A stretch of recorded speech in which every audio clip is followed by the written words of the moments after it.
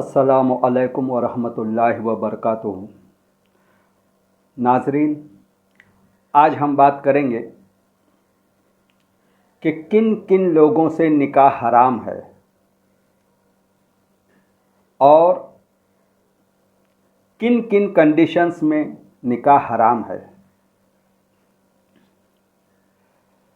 बराए मेहरबानी 18 साल से कम उम्र के बच्चे इस वीडियो को न देखें। ये वीडियो सिर्फ और सिर्फ बड़ों के लिए है। सबसे पहले हम देखते हैं कि हलाल और हराम करने का मुकम्मल इख्तियार किसको है।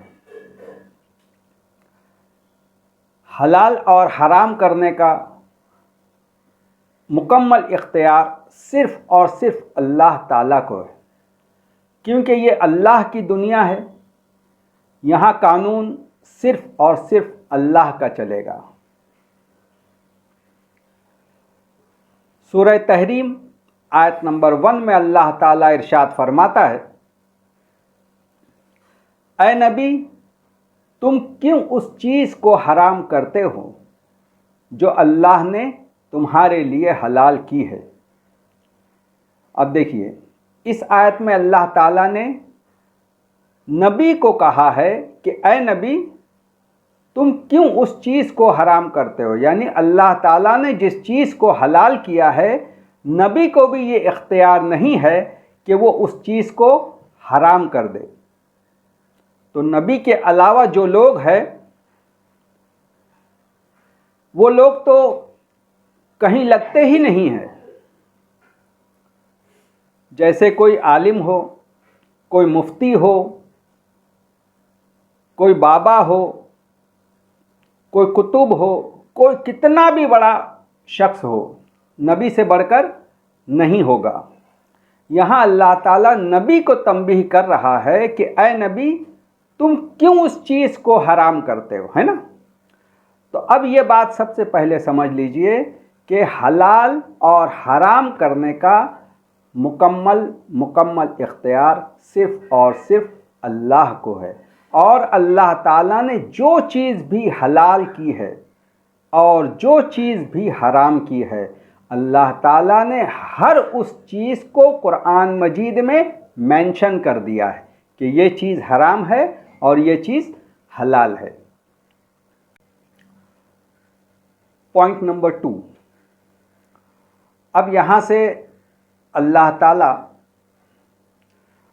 कुरान मजीद के वो तमाम रिश्तों की बात करता है कि कौन कौन से रिश्ते निकाह के लिए हराम हैं। पॉइंट नंबर 2, सूरह अहज़ाब आयत नंबर 6, नबी की बीवियां तुम्हारी माएँ हैं।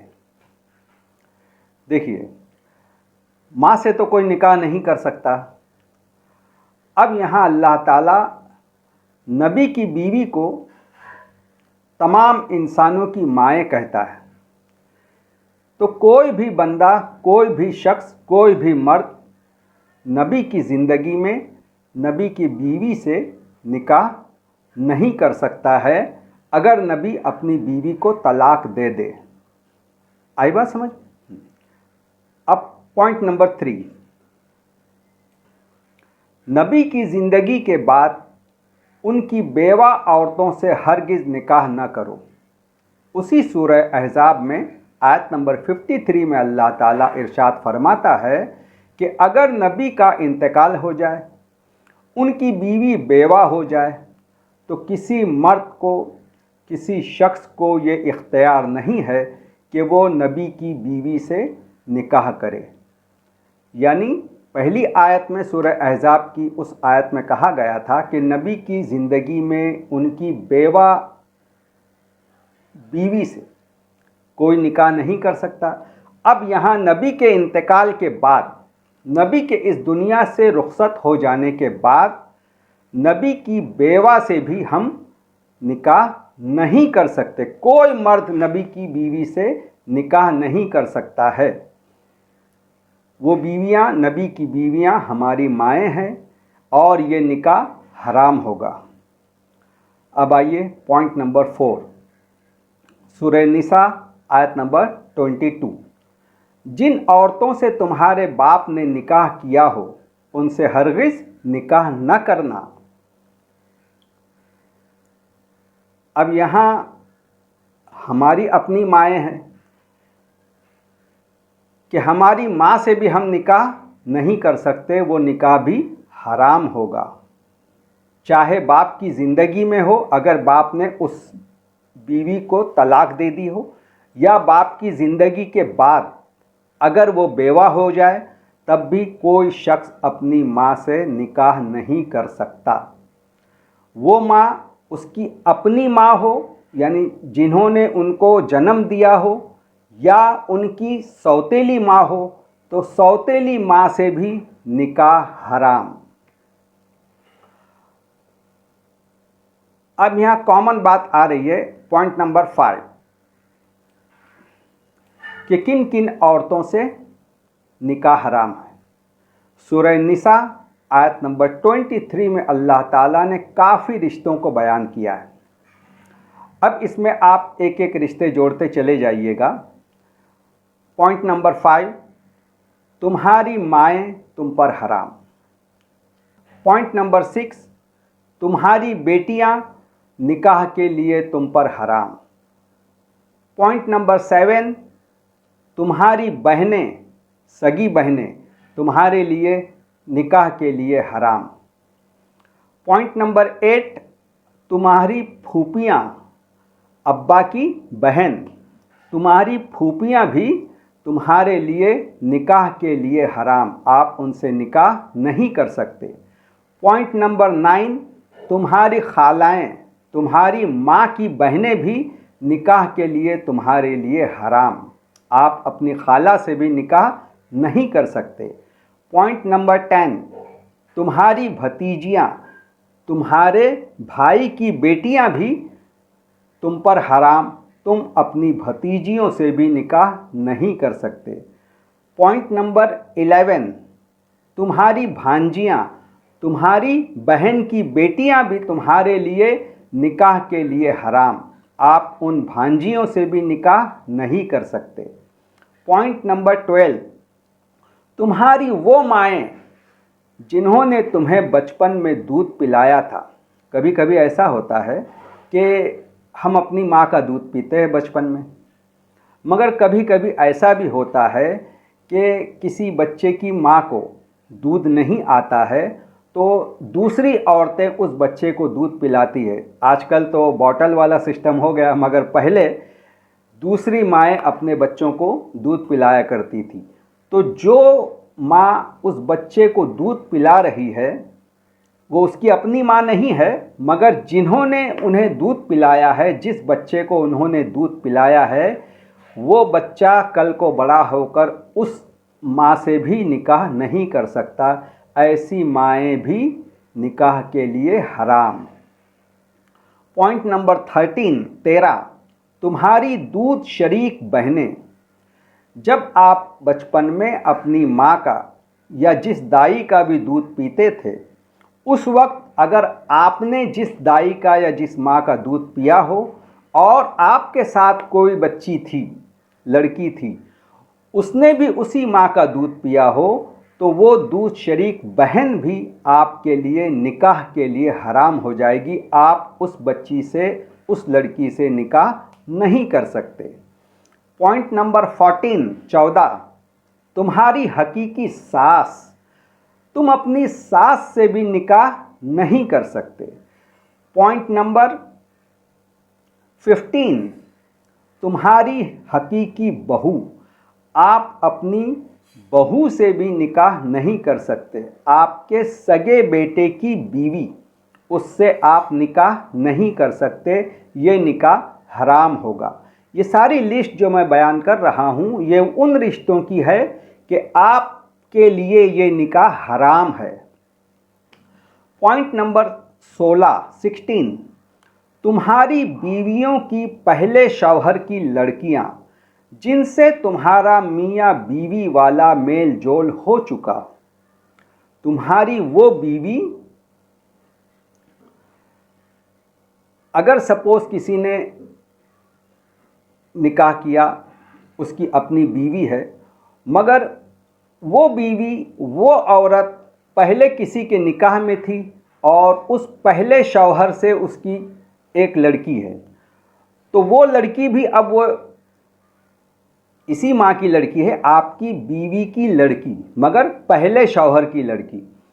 उस पहले शौहर की लड़की से आप निकाह नहीं कर सकते अगर आपने अपनी बीवी से मियाँ बीवी वाला रिश्ता बना लिया हो। उसके बाद वो बच्ची भी आपके लिए हराम हो जाएगी। हाँ, अगर आपने अपनी बीवी से निकाह तो किया, मगर निकाह करने के बाद आपने मियाँ बीवी वाला रिश्ता उस औरत से कायम नहीं किया और तलाक हो गई, या वो औरत मर गई, और उसके पहले शौहर से जो लड़की थी उससे फिर आप निकाह कर सकते हो। मगर अगर आपने अपनी बीवी से मियाँ बीवी वाला रिश्ता कायम कर लिया हो तो आप उस बीवी की पहले शौहर की लड़की से निकाह नहीं कर सकते, ये निकाह हराम होगा।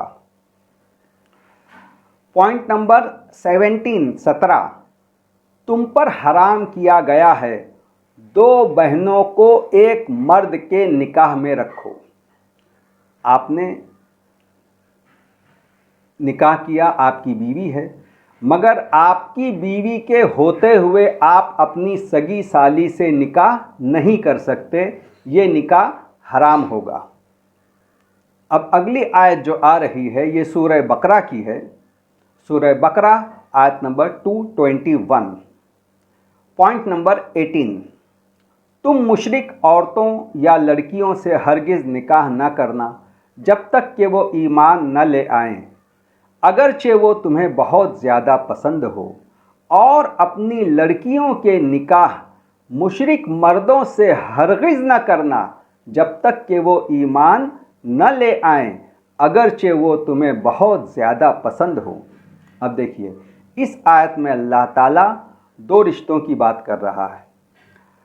कोई लड़की जो मुस्लिम हो, ईमान वाली हो, वो किसी गैर मुस्लिम मर्द से निकाह नहीं कर सकती, वो हराम। दूसरी बात यहाँ ये कही जा रही है, कोई मुस्लिम मर्द किसी गैर मुस्लिम लड़की से निकाह नहीं कर सकता जब तक कि वो ईमान न ले आए। पॉइंट नंबर 19 सूरह निसा आयत नंबर 19 में अल्लाह ताला इरशाद फरमाता है, तुमको हलाल नहीं कि ज़बरदस्ती औरतों के वारिस बन जाओ। अब यहाँ पे पहले ज़माने में ये हुआ करता था और आज भी होता है कहीं कहीं शाज़ व नादिर, कि किसी शख्स का इंतकाल हो गया, अब उसकी बीवी जो है वो बेवा हो गई। अब बीवी के बेवा हो जाने के बाद कोई भी शख्स उस बेवा को बिना निकाह के अगर अपनी ज़िंदगी में रखता है तो ऐसी औरत उस शख्स के लिए हराम होगी कि उसने निकाह नहीं किया उस औरत से और बिना निकाह के बस यूं ही रख लिया और उसको इस्तेमाल कर लिया, तो ऐसी औरत भी हराम होगी। इस तरह की हरकतें ज़माने जाहिलियत में भी हुआ करती थी और आज भी कहीं कहीं होती है। तो खैर, इस तरह की हरकत करने से अल्लाह ताला मना करता है कि किसी भी औरत को या किसी भी लड़की को बिना निकाह के आप उसे इस्तेमाल करो। पॉइंट नंबर 20 सूरह निसा आयत नंबर 24 में अल्लाह ताला इरशाद फरमाता है, वो औरतें जो किसी दूसरे के निकाह में हो, अगर कोई औरत किसी शख्स के निकाह में हो तो आप उस औरत से निकाह नहीं कर सकते जब तक कि वो शख्स का इंतकाल ना हो जाए, वो बेवा ना हो जाए, या उस शख्स ने उस औरत को तलाक न दी हो। उस वक्त तक आप उस औरत से निकाह हरगिज़ नहीं कर सकते, ऐसा निकाह हराम होगा। पॉइंट नंबर 21, सूरह मुमतहिना आयत नंबर 10 में अल्लाह ताला इरशाद फरमाता है, अगर तुम्हारी औरतें मुर्तद हो जाएं तो उन औरतों को अपने निकाह में न रखो। अब देखिए, यहाँ ये कहा जा रहा है कि अगर आपकी बीवी, आपकी औरत, अगर वो मुर्तद हो जाती है, अगर इस्लाम से खारिज होकर किसी और धर्म या किसी और मज़हब को वो इख्तियार कर लेती है, जैसे मुसलमान से हिंदू हो जाना, मुसलमान के बाद क्रिश्चियन बन जाना, कोई भी मज़हब, चाहे एथिस्ट बन जाए, वो इस्लाम से उसने कदम बाहर निकाल दिया कि इस्लाम को उसने छोड़ दिया और वो औरत मुर्तद हो गई, तो आप ऐसी औरत को अपने निकाह में नहीं रख सकते, उसको आपको तलाक देना होगा। ऐसी औरत के साथ अगर आप रहोगे निकाह में तो वो निकाह हराम होगा और वो निकाह नहीं होगा। आपका निकाह गालिबन टूट गया और आपने एक हराम काम आप कर रहे हो। लिहाजा अगर आपकी बीवी मुर्तद हो जाती है तो आपको ये इख्तियार है कि जल्द से जल्द आप उसे तलाक दे दीजिए और अपने निकाह से उसे खारिज कर दीजिए। पॉइंट नंबर 22, सूरह बकरा आयत नंबर 229 और 230 में अल्लाह ताला इरशाद फरमाता है, तलाक 2 बार है। फिर अगर शौहर ने तीसरी मर्तबा तलाक दी तो वो औरत उसके लिए हलाल न होगी। अब देखिए, अल्लाह ताला यहाँ पे तलाक का जब जिक्र कर रहा है तो पहली फुर्सत में कह रहा है कि तलाक 2 बार है, उसके बाद फिर कहता है कि अगर तीसरी बार तलाक दी तो वो औरत आप पर हराम हो जाएगी। इस आयत को बहुत ज़्यादा समझने की ज़रूरत है और आज या बरसों से हम देख रहे हैं कि हमारे ज़माने में ये हो रहा है कि अगर किसी शख्स ने एक वक्त में 3 तलाक दे दी तो लोगों का कहना ये है, आलिमों और मुफ्तियों का कहना ये है कि एक वक्त की 3 तलाक अगर कोई दे देता है तो उसकी तलाक हो जाएगी। मगर कुरान के मुताबिक ऐसा नहीं है। कुरान के मुताबिक अल्लाह ताला सबसे पहले कह रहा है कि तलाक 2 बार है, उसके बाद फिर तीसरी बार का जिक्र कर रहा है। अब देखिए, तलाक कैसे देना है और तलाक की कंडीशंस क्या है, इंशाअल्लाह अगले दफ़ा जब मैं वीडियो बनाऊंगा तो इस तलाक को कंप्लीट आप लोगों के सामने रख दूंगा कि कुरान की तलाक क्या है, अल्लाह की तलाक क्या है और आलिम की तलाक क्या है। अब इस तलाक में आप ये समझिए कि तलाक को देना कैसा है। पहले आज आपने तलाक दिए, अब आज भी तलाक देने के लिए भी बहुत सारी शर्तें हैं। कुरान में गालिब 7 या 8 शर्त एक आम औरत को तलाक देने के लिए और एक प्रेग्नेंट औरत, हामला औरत के लिए 2 शर्त एक्स्ट्रा है। इन शर्तों पर जब आप पूरे उतरेंगे तब आपकी तलाक होगी, बिना शर्तों के तलाक नहीं होगी। अल्लाह के नज़दीक तलाक देना बहुत बहुत बहुत मुश्किल काम है, मगर इन आलिमों ने इस तलाक को इतना आसान बना दिया है कि चुटकी के अंदर तलाक तलाक तलाक, एक चुटकी में आप उस औरत की ज़िंदगी बर्बाद कर दोगे, उसके बच्चों की ज़िंदगी बर्बाद कर दोगे।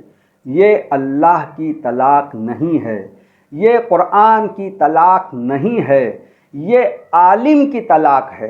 ये आलिम ने कहा है, अल्लाह ने ऐसा नहीं कहा है। अल्लाह ने तो ये कहा है कि तलाक 2 बार है, उसके बाद फिर अगर तीसरी बार उसने तलाक दी तो वो औरत उस पर हराम होगी।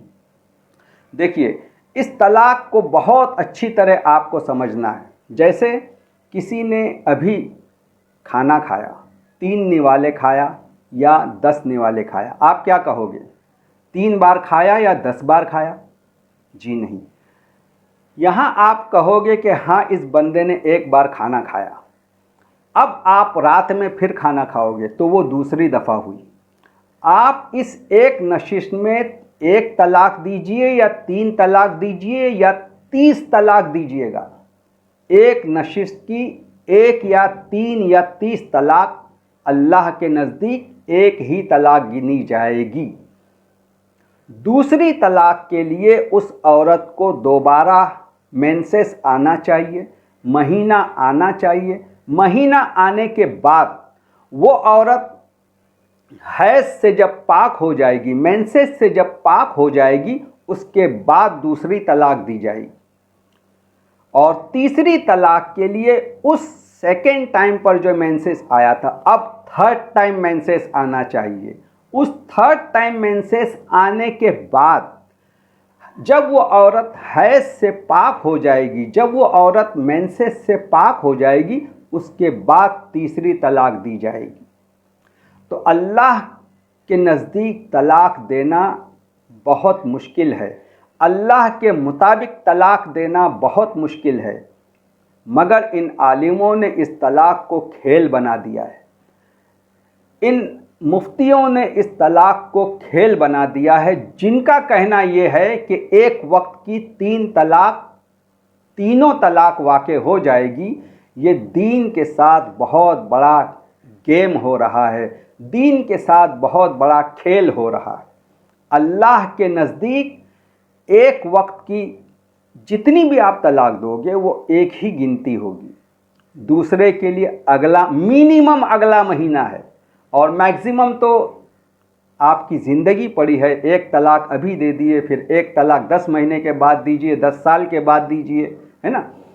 तो बोलने का मतलब ये है कि अल्लाह ताला यहाँ इस आयत में ये कह रहा है कि अगर किसी ने 3 दफ़ा तलाक दे दी, 3 अलग अलग मौक़ों पर, 3 अलग अलग नशिस्त में, तो वो औरत अब आपके लिए हराम हो जाएगी।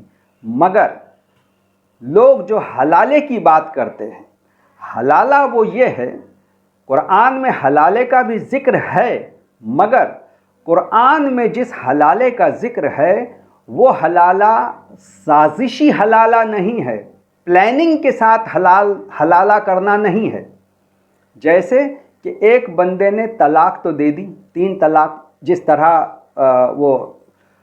वो आलिम जो कुरान के ख़िलाफ़ तलाक दे रहे हैं, जो मुफ्ती कुरान के ख़िलाफ़ तलाक दे रहे हैं, उनके नज़दीक तलाक उस शख्स के देने के बाद उस औरत से फिर प्लानिंग होती है कि ठीक है, तू किसी और से निकाह कर ले और एक रात वहाँ रहना, उसके बाद फिर जब वो तलाक देगा तो अब तुम पहले शौहर के पास आ सकती हो, अब तुम हलाल हो जाओगी। नहीं, कुरान के नज़दीक यही प्लानिंग रॉन्ग है, गलत है।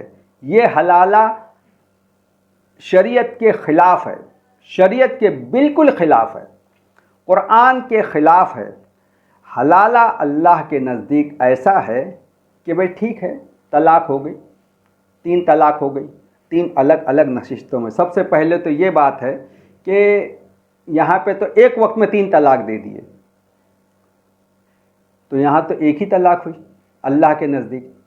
खैर, अगर इस कंडीशन में 3 अलग अलग मौक़ों पर अगर किसी ने तलाक दी भी, और फिर अगर उस औरत ने साजिश के तौर पे, प्लानिंग के तौर पे किसी से निकाह किया और फिर उस दूसरे बंदे ने उसे तलाक दी, तो ये औरत उस पर फिर हराम हो जाएगी, क्योंकि इसने अल्लाह के कानून को तोड़ा है। अब अल्लाह के कानून के मुताबिक 3 तलाक हो गई। 3 तलाक होने के बाद कुदरती तौर पे इद्दत गुजारने के बाद कुदरती तौर पे वो औरत किसी और शख्स से निकाह करती है, या वो औरत की अपनी प्लानिंग और उस दूसरे शख्स की अपनी प्लानिंग, वो दोनों अपना काम कर रहे हैं। इस पहले शौहर को उसका इल्म नहीं है, या इस पहले शौहर का उस निकाह से कोई ताल्लुक़, कोई लेना देना नहीं है। और फिर अगर उस निकाह में वो शख्स का इंतकाल हो जाए या वो शख्स उस औरत को तलाक दे दे, तो उसके बाद फिर ये औरत उस पहले शौहर के लिए हलाल होगी।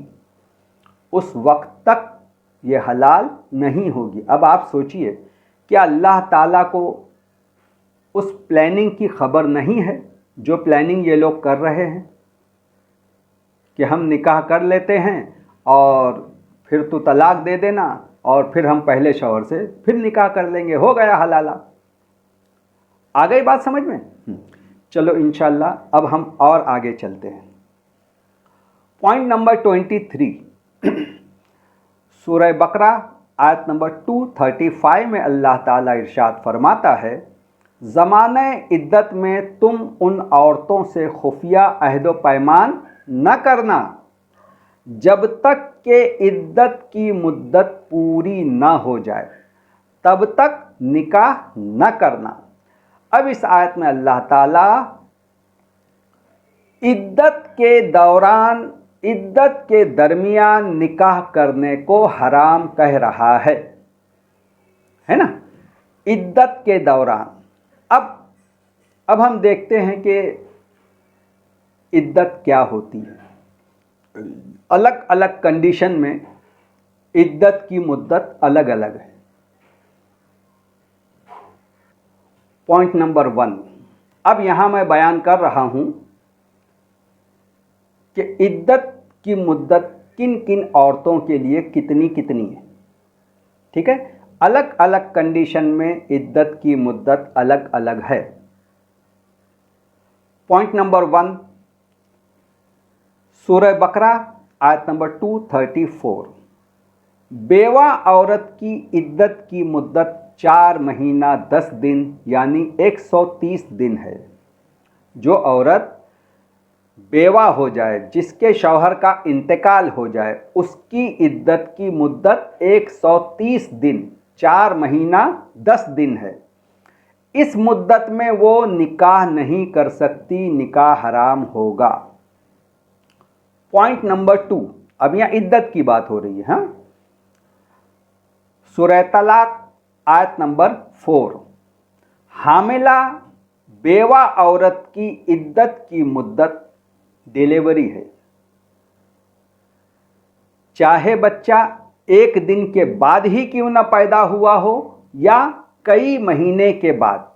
अब देखिए, एक औरत का शौहर इंतकाल कर गया और वो प्रेग्नेंट थी। अगर वो उसकी डिलीवरी कल हो जाती है तो उसकी इद्दत की मुद्दत 1 ही दिन रहेगी। अगर उसकी डिलीवरी 10 दिन के बाद होती है तो उसकी इद्दत की मुद्दत 10 दिन होगी। अगर उसकी डिलीवरी 9 महीने के बाद होती है तो उसकी इद्दत की मुद्दत 9 महीना होगी। आ गई बात समझ में? अब आइए पॉइंट नंबर 3, सूरह बकरा आयत नंबर 228, तलाकशुदा बूढ़ी औरत जिनका हैज या मेंसेस बंद हो चुका हो, उनकी इद्दत की मुद्दत 3 महीने यानी 90 डेज है। वो औरत, वो बूढ़ी औरत जिसके शौहर ने उसे तलाक दी हो और जिसका मेंसेस या महीना बंद हो चुका हो, उस औरत की इद्दत की मुद्दत 90 डेज होगी, 90 दिन होगी। पॉइंट नंबर 4,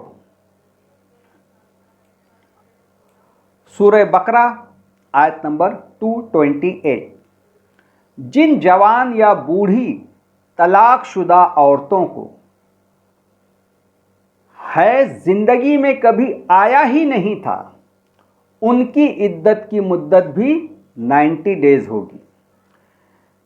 वो जवान लड़की, कभी कभी ऐसा भी होता है, एमिनोरिया कहा जाता है मेडिकल टर्म में इसे, कि जवान औरत, उस लड़की को ज़िंदगी में कभी मेंसेस आया ही नहीं। और यहाँ उस औरत की भी बात हो रही है, उस बूढ़ी औरत की बात हो रही है जिसे ज़िंदगी में कभी मेंसेस आया नहीं या उसका मेंसेस बंद हो गया और जिसको तलाक दे दी गई हो, उस औरत की इद्दत की मुद्दत भी 90 डेज होगी, 90 दिन यानी 3 महीना होगी। पॉइंट नंबर 5, सूरह तलाक आयत नंबर 4, प्रेग्नेंट या हामिला तलाकशुदा की इद्दत की मुद्दत चाहे बच्चा 1 दिन के बाद ही क्यों न पैदा हुआ हो या कई महीने के बाद, उसकी इद्दत की मुद्दत उसकी डिलीवरी है। जब बच्चा पैदा हो गया उसकी इद्दत की मुद्दत ख़त्म हो गई, है ना। आ रही ना बात समझ में। हामिला या तलाकशुदा औरत की और वो औरत प्रेग्नेंट हो, उस औरत की इद्दत की मुद्दत उसकी डिलीवरी है। जब उसका बच्चा पैदा हो जाए उसकी इद्दत की मुद्दत ख़त्म हो जाएगी, उसके बाद वो निकाह कर सकती है। मगर इस इद्दत की मुद्दत में वो निकाह नहीं कर सकती, निकाह हराम होगा।